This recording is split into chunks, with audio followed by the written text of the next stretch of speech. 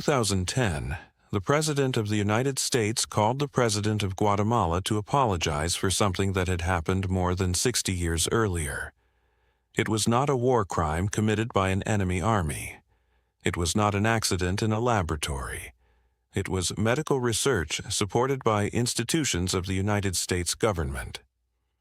Between 1946 and 1948, researchers working through the U.S. Public Health Service and the Pan American Sanitary Bureau conducted experiments in Guatemala involving syphilis, gonorrhea, and chancroid.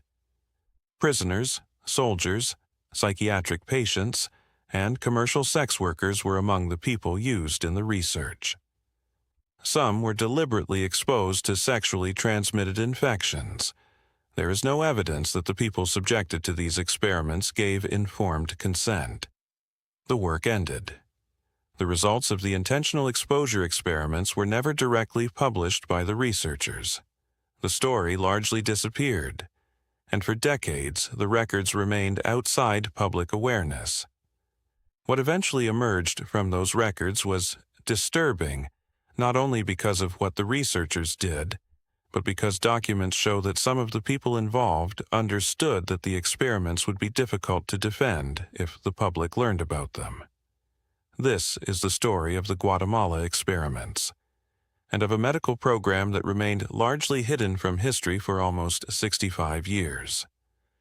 To understand why the experiments happened, it is necessary to return to the Second World War.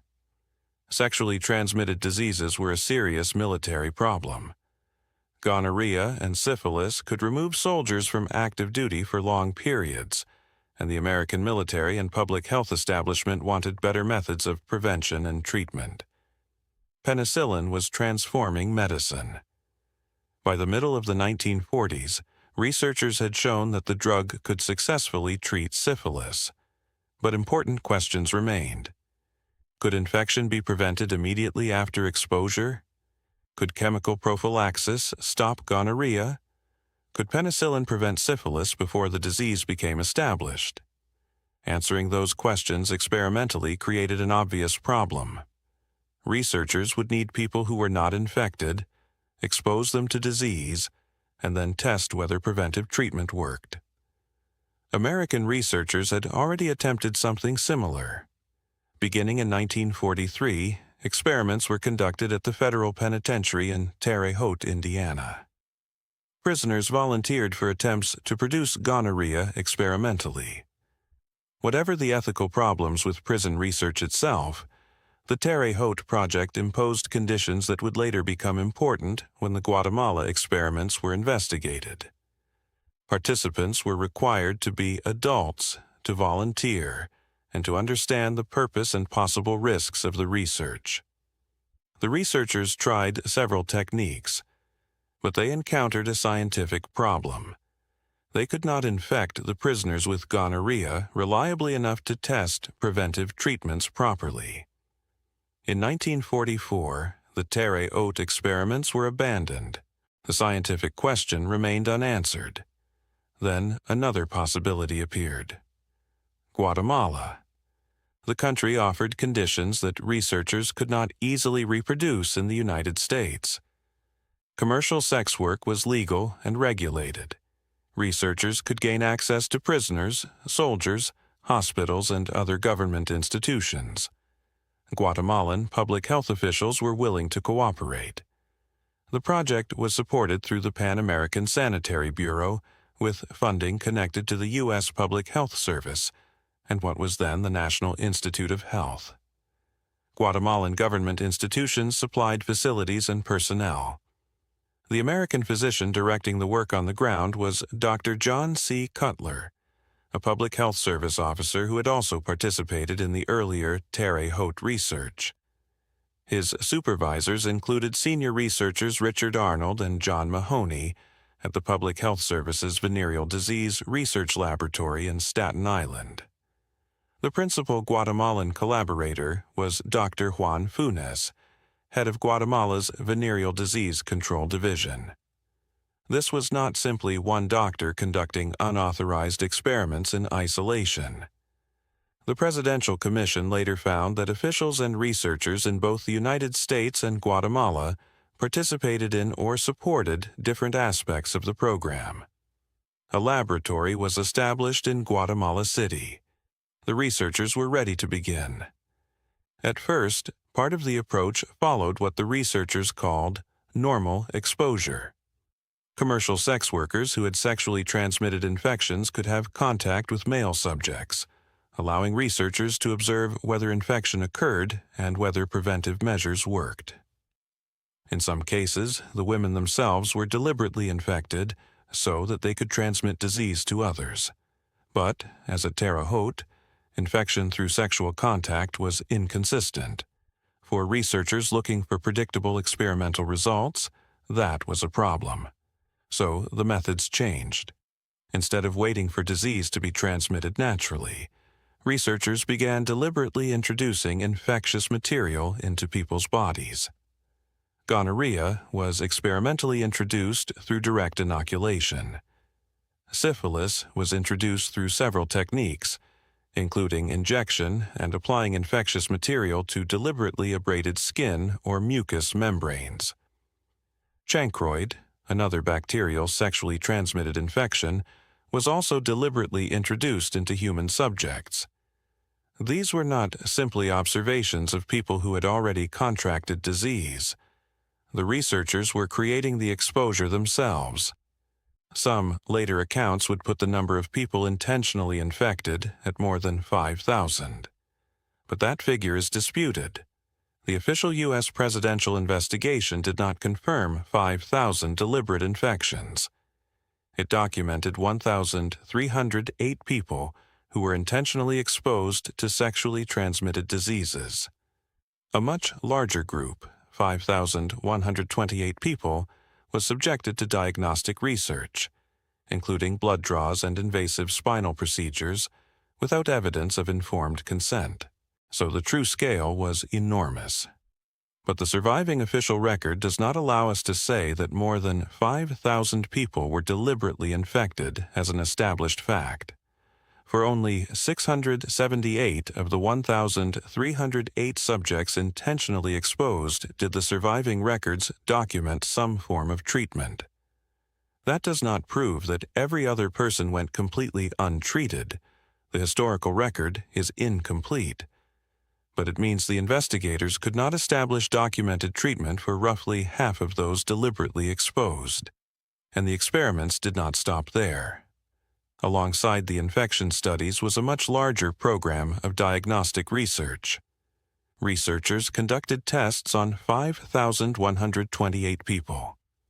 The groups included prisoners, soldiers, psychiatric patients, leprosy patients, children, and U.S. Air Force personnel stationed in Guatemala. Blood was drawn repeatedly.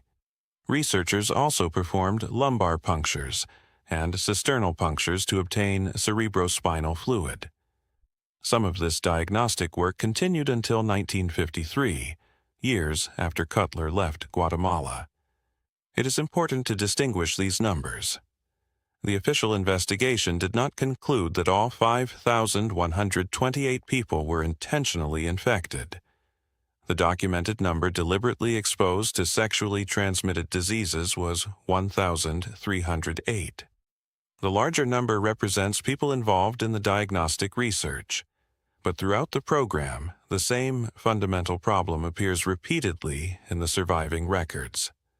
There is no evidence that the individual subjects gave informed consent to participate. And some of the most vulnerable people were subjected to some of the most dangerous procedures. The National Mental Health Hospital in Guatemala became one of the principal locations for the research.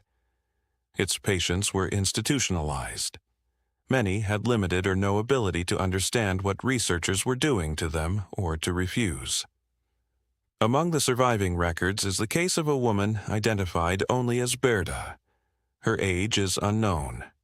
So is the psychiatric condition that originally brought her to the hospital. In February 1948, researchers injected her arm with syphilis. The records later described skin problems and lesions. Treatment for syphilis was not recorded until approximately 3 months after the initial injection. By August, Cutler wrote that Berta appeared as though she might die, although he did not explain the cause of her condition. That same day, researchers exposed her again, this time to gonorrhea and syphilis through several routes. 4 days later, Berta died. The surviving documents do not establish that the experiments caused her death, and it would be wrong to claim that they did. What the records do establish is that a seriously ill psychiatric patient, whom a researcher believed might already be dying, was deliberately subjected to additional infections shortly before her death. Other psychiatric patients underwent still more invasive procedures. 7 women were exposed to syphilis through cisternal puncture, a procedure involving the area at the base of the skull and access to the cerebrospinal fluid. 2 developed headaches. 1 temporarily lost the use of her legs. Records indicate that one of the 7 never received penicillin. These were not details reconstructed from rumor decades later. They were recorded by the researchers themselves, and they become even more difficult to dismiss as merely the standards of another era when we examine what those researchers already knew. It is tempting, when looking at medical experiments from the 1940s, to say that ethical standards were different. They were. Modern systems of institutional review boards, detailed federal regulations, and today's rules for informed consent had not yet been created. But that explanation does not resolve the Guatemala case. The same circle of American researchers had already dealt with the issue of consent in Terre Haute only a few years earlier. There, researchers required volunteers and considered questions of legal liability and risk. In Guatemala, those protections disappeared. The Presidential Commission concluded that the investigators understood ethical concerns surrounding experimentation on human beings, even according to the standards of their own period. That is one reason the Commission rejected the argument that the Guatemala experiments can simply be excused as a product of their time. And the surviving correspondence makes that conclusion difficult to avoid. In February 1947, Public Health Service physician G. Robert Coatney wrote to Cutler after discussing the Guatemala project with U.S. Surgeon General Thomas Perrin. According to Coatney, Perrin was familiar with the arrangements and wanted an update. Then Coatney reported Perrin saying, "You know, we couldn't do such an experiment in this country."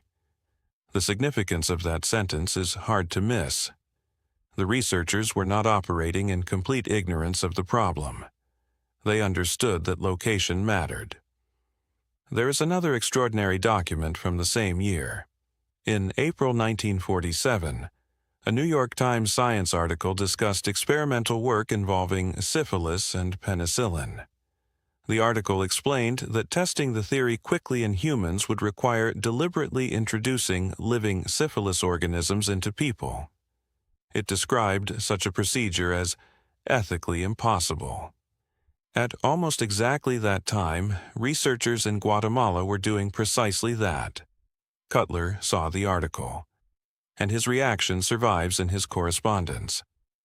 Rather than concluding that the experiments should stop, he expressed concern about too many people becoming involved and about discussion of the work spreading beyond the small group already associated with it. The Presidential Commission later found substantial evidence of deliberate attempts to restrict knowledge of the Guatemala activities to people likely to support them. Correspondence also shows reports being transmitted in ways intended to prevent unauthorized people from reading them, and discussion of delaying experimental work if outside interest became too great. That distinction matters.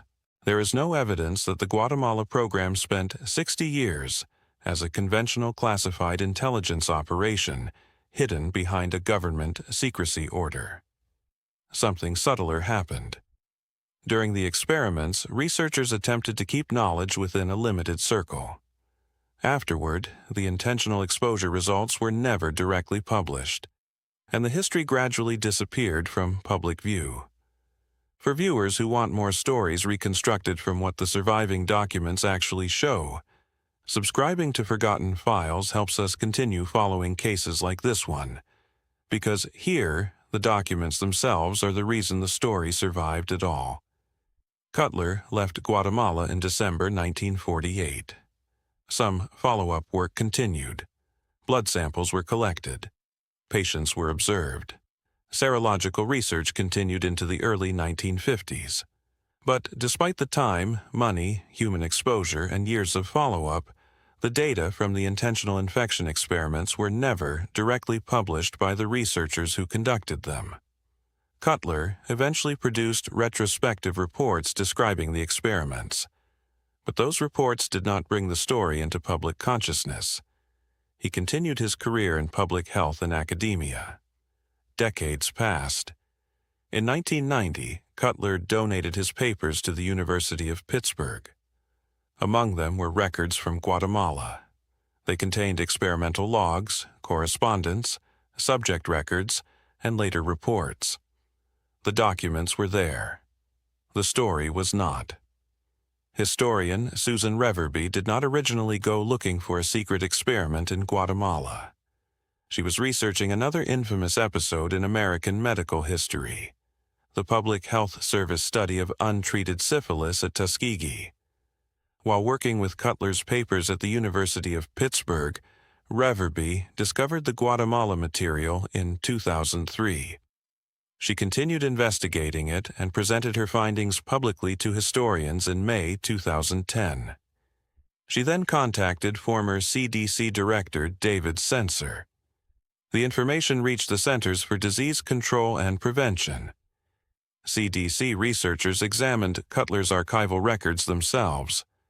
What they found confirmed the central facts. American-supported researchers had deliberately exposed human beings in Guatemala to the bacteria that cause sexually transmitted diseases. The story that had remained largely outside public history for more than 6 decades was about to become international news. On October 1, 2010, the United States publicly acknowledged what had happened.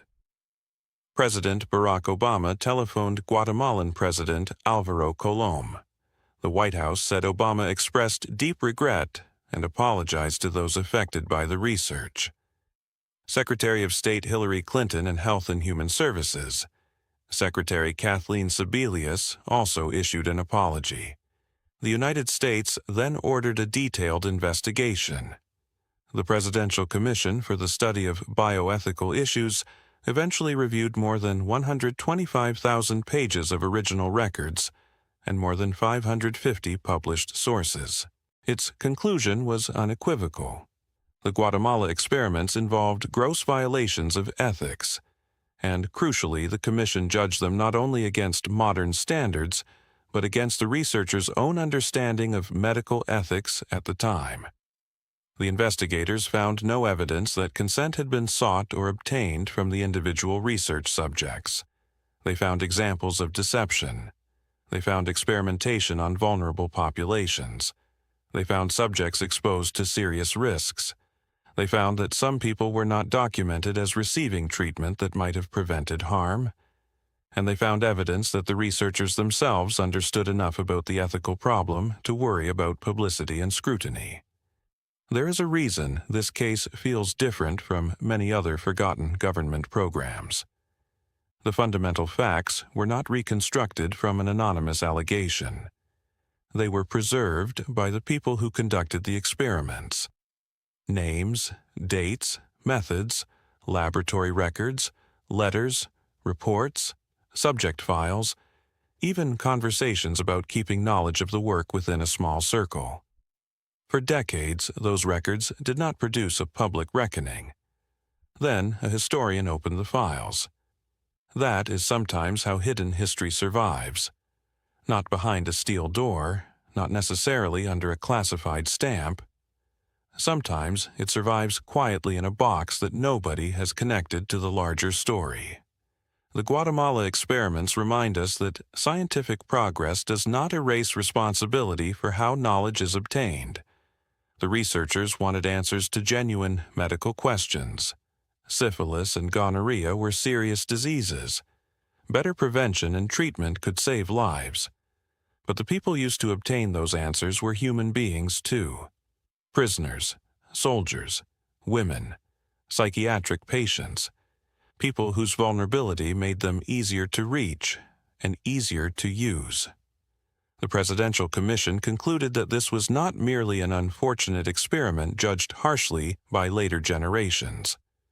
The researchers crossed ethical boundaries they had reason to understand at the time, and some of them appeared to have understood that public scrutiny could threaten what they were doing. That may be the most important document in the entire story. Not an injection record, not a laboratory result, but the recognition that the experiment could not have been conducted the same way at home. Nearly 65 years later, the United States apologized. The experiments could not be undone, but the files could finally be read. And if Forgotten Files is about anything, it is about moments like this, when an old archive changes what we thought we knew about the past. Subscribe if you want to continue opening those files with us, because sometimes the most disturbing secrets are not destroyed. They are simply left where almost no one is looking.